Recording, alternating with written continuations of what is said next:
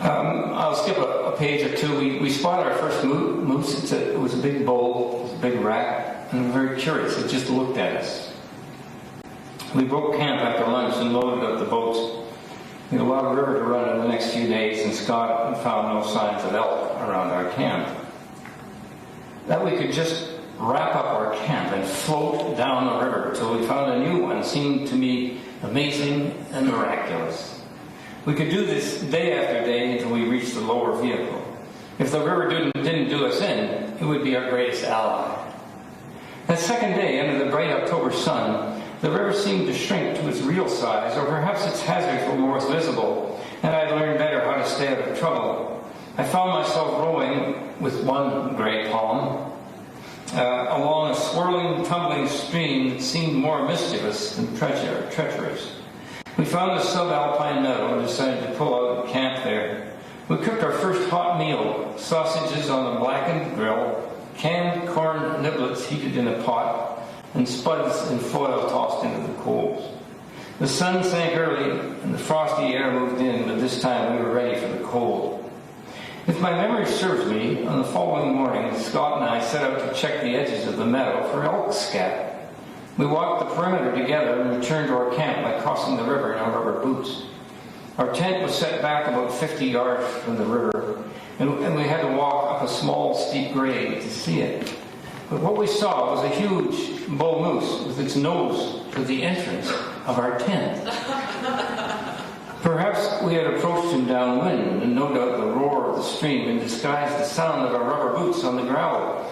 We watched as the moose circled and smelled our dwelling, curious as a cat. He was bigger and much older than the bull moose of the previous evening. He had one of those trophy heads you see on the cover of men's sporting journals. Moose on ground, hunter's boot on moose's head, rifle cradle, sleepy grin. At last, this old warrior moved away from our tent and up through the meadow. His antlers seemed almost too heavy to carry.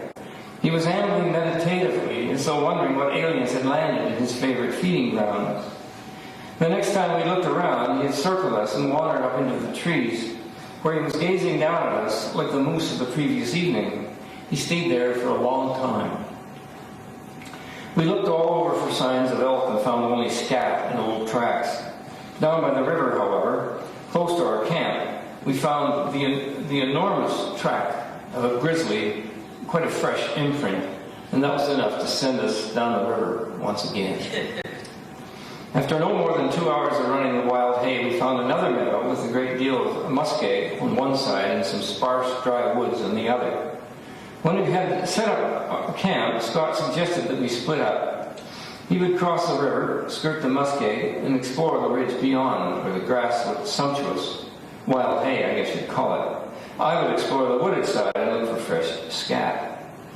It was a beautiful, cool day. I trudged through groves of larch, alpine fir, and willows, and discovered that my side of the river was pretty barren as far as elk browse went.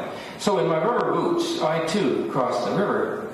It was a perfect crossing, no pools or deep water or of any kind, just a few inches of stream flowing over solid gravel. I wanted to see what lay beyond the muskeg. Scott's trail would eventually take him downstream, so mine took me upstream. I trudged along, finding, as usual, some old elk sign and some not-so-old moose sign, and returned to within about 100 yards of where I had crossed the river. This time, I glassed the area around our tent to see if some critter was checking us out. And yes, here we go again. A cow moose this time. She was feeding on the far shore, scarcely a 2-minute walk from our tent. I moved in closer for a better look. On my side of the river, her calf was also feeding. The cow looked my way and then continued to feed. The calf looked my way as well. It was about 6 months old, its fur a lighter brown than its mother. It was long-legged and gangly and stood more than 3 feet at the shoulder. As its mother had done, it turned away and continued to feed. I assume to this day that these two animals had never seen humans before. There were no trappers' cabins in the area, no sign of horses. Scott and I had not even seen a human footprint in the Wild Hay Valley. Moose are wary creatures, but clearly on this warm afternoon they had felt no threat from aliens that trudged around on 2 legs. I moved away from the calf, and behind it, putting some trees between us, I had spotted the shells before I could cross the creek and get to our tent without coming too close to the cow.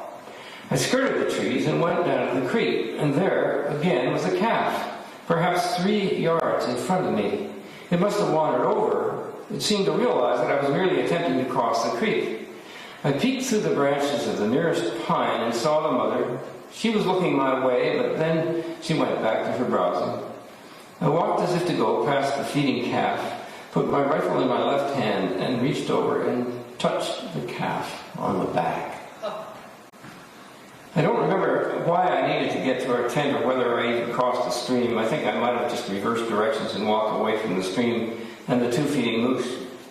I remember going around the muskeg and heading towards the grassy ridge where Scott was hunting. It was a beaver dam and a small stream which had formed a nice wide pond. I stopped and sat down and cradled my rifle in my lap. I stared at the beaver house at the far end of the pond and eventually at the back and forth gliding of a beaver. I stared at the birds that flew overhead and at the sharp reflections on the pond and the deep woods beyond. This is the forest primeval. I have never been fallen to highfalutin language, but these words seemed to wobble out of me because with my right hand I had just reached out and touched a moose calf on the back. Perhaps I had left a minuscule smudge of aluminum for the calf to carry away.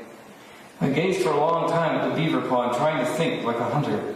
Here I am, perhaps 15 miles from the nearest road, armed to the teeth, unafraid of bears or anything, and thrilled as I can be. No, that wasn't it. As a writer who used to hunt, I feel some obligation to my readers to discharge this old rifle at something. A legal bull elk, or an illegal bull moose, or perhaps a marauding wolf. But this is the climax of my great adventure. Staring at a beaver pond and thinking about a moose calf that I touched. Staring at beavers and birds and hypnotized by wilderness and solitude and feeling as connected to a wild place as I had ever felt. The moment did not stretch out for very long, maybe half an hour. Words like happiness or contentment or clarity of mind or forest primeval don't even get me halfway. It's hard to paint a scene when you're part of the picture, and for the first time in my life, in all that solitude, I had become part of the picture. We counted 17 moose on that trip. The last 2 were another cow and her calf. These ones only a mile or so from the campground that would mark the end of our trip.